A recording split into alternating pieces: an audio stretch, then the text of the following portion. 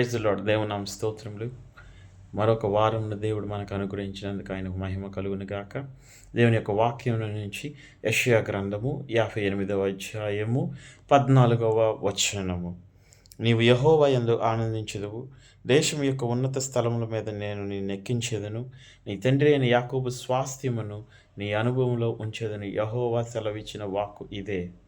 In English, then you shall take delight in the Lord, and I will make you ride on the heights of the earth. I will feed you with the heritage of Jacob your father. The mouth of the Lord has spoken. ప్రియ దేవుని బిడ్డ, మొట్టమొదటిగా దేవుడు సెలవిస్తున్నాడు, ఈ వారము దేవుడు నీ జీవితంలో చేసే కార్యముల ద్వారా నువ్వు సంతోషించబోతున్నావు. నువ్వు యెహోవా యందు సంతోషిస్తావు. రెండవదిగా దేవుడు సెలవిస్తున్నాడు కదా, దేశం యొక్క ఉన్నత స్థలముల మీద నేను నిన్ను ఎక్కిస్తానని. ఈ వారంలో దేవుడు అనేకమైన గొప్ప కార్యములు మీ జీవితంలో జరిగించబోతున్నాడు. ఉన్నతమైన స్థానానికి నువ్వు ఎక్కుతూనే ఉంటావు. దేవుడు నిన్ను ఉన్నత స్థలంలో ఉంచిపోతూ ఉన్నాడు.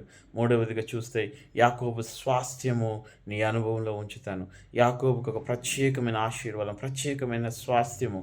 యాకోబు ద్వారా అనేక మంది ఆశీర్వదించబడ్డారు. అదే వంశంలో దేవుడు ప్రియ ప్రభు అయిన యేసుక్రీస్తు కూడా జన్మించారు. ఒక ఉన్నతమైన స్వాస్థ్యము ఉన్నది యాకోబుకి. అదే రీతిగా దేవుడు నీకు, నీ కుటుంబానికి ఈ వారములో యాకోబుకి ఏ విధంగా అయితే శ్రేష్టమైన ఆశీర్వాదములు వచ్చినాయో అదే రీతిగా శ్రేష్టమైన ఆశీర్వాదంతో మిమ్మల్ని నింపబోతూ ఉన్నారు.